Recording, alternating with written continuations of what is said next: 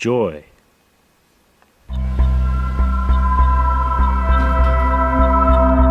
And I brought along a metaphor to illustrate the peace frog of joy. So I brought this horn along. And as you can see, it's a very beautiful horn, but I'm going to fill it with water. And as you can see, it's about half full of water now. And you can look at this horn as being half empty, or you can look at it as being half full. And that's kind of how life is a lot of the time. We're brought lots of difficulties, adversity, and we should look past those and, live life to the fullest, So one of the things I like to think about with joy is joy purely a biochemical thing? I mean, is it just drugs up in our brain that makes us happy?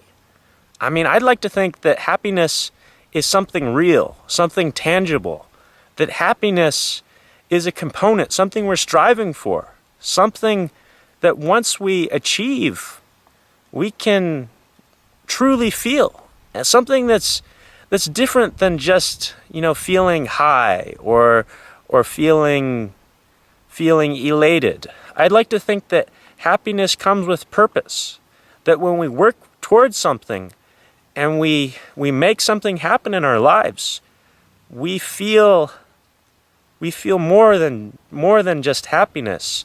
We feel joy. Even when we're sad, we feel joy because we know that we've taken the struggle, we've taken the extra leap, we've gone the extra mile. And when we know that we've done that and put our heart into our efforts, that is when we feel happiness.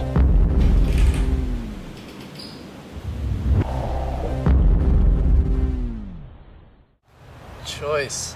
I stand for compassion. Compassion. This leads us to the next peace frog, and I'd say this peace frog is up there as being one of the most important peace frogs out of the entire bunch. And this is compassion, and you can see it in everyday life. It can be as simple as making lunch for a loved one, or it can be as complex as, trying to forestall a war. But compassion is one of the essential building blocks, components of what makes humans human. And I'd say a very simple definition of compassion is just being nice to oneself and others. That's as simple as it gets. And I'd say compassion is deeper than kindness. Kindness is something that, you can be kind to somebody, but you don't necessarily care even if you're kind. You might see a homeless person and you might give them a quarter, and that's kind. But I'd say it's a little different than compassion. Compassion is truly caring, truly feeling empathy. And everyone, I think, could use a little bit more compassion in their lives. Here I am at the entrance to the sanctuary, and as you can see, these towering giants truly emulate a sanctuary of peace. They're enormous. Look at them. Choice. I stand for nature.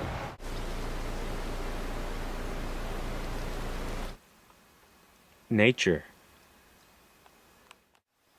Well, here I am with the peace frogs, and I feel very happy. I feel victorious.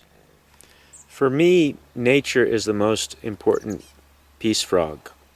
And, it's something that we're not separate from. We're integrated. We're just like any other animal. And sometimes I think we get a little bit out of place. We build things in cities and, it's just like the smog, the pollution, it all gets to me. But nature is pure. It's essence. It's core. You look at a redwood tree. Look at those trees. They're gorgeous. And that's what nature is all about. It's finding that beauty in life and striving to reach that pinnacle and looking at the trees around you and realizing that we are like those trees. We're just like a redwood tree. We're striving towards the light. We're striving to reach the knowledge.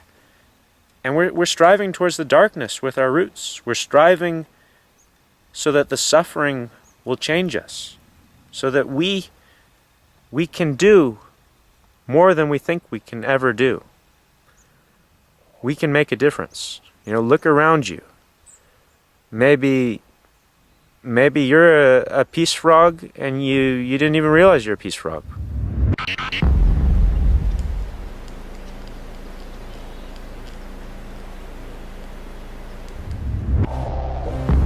Choice, I stand for love. Love. And so I want to talk about love. And love is an essential peace frog. Maybe you love women, maybe men, maybe plants, maybe you love the moon. Whatever you love, go forth in your life with courage and valor and seek what it is that you love and truly go for it and love it.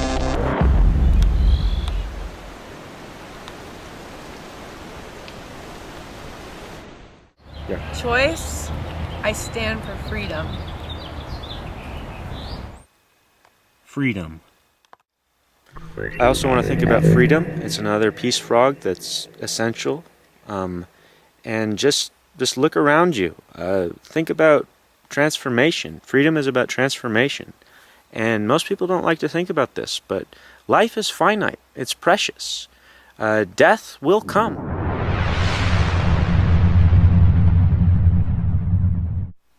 And when it does, it could be the transformative process that could liberate us. I mean, I'm not saying don't go out and enjoy your life, but just think about it. We're here one instant, we're gone the next. And love your life. You guys are probably familiar with the Cold War, where the Soviet Union and the United States were trying to squabble over resources throughout the world. Ever thought about what would happen if people were more cooperative? Imagine this. The two great superpowers of today seem to be China and USA.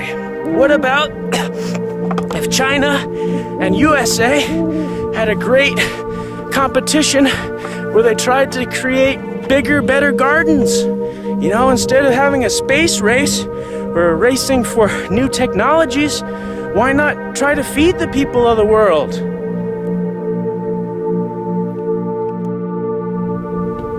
Imagine that, Imagine if the two superpowers of the world, America and China, imagine if they competed to see who could make the biggest garden to feed the most people. That makes sense to me. I don't know about you, but that makes a whole heck of a lot of sense to me. You ever think about how a monk or a nun maintains such a high level of compassion in their lives? How everything they do is righteous, how they serve a purpose? Well, I think we can all be like that. It just involves taking action. You can't sit on your couch forever. You gotta get up. Stop being complacent. Go visit the peace frogs. Take the journey.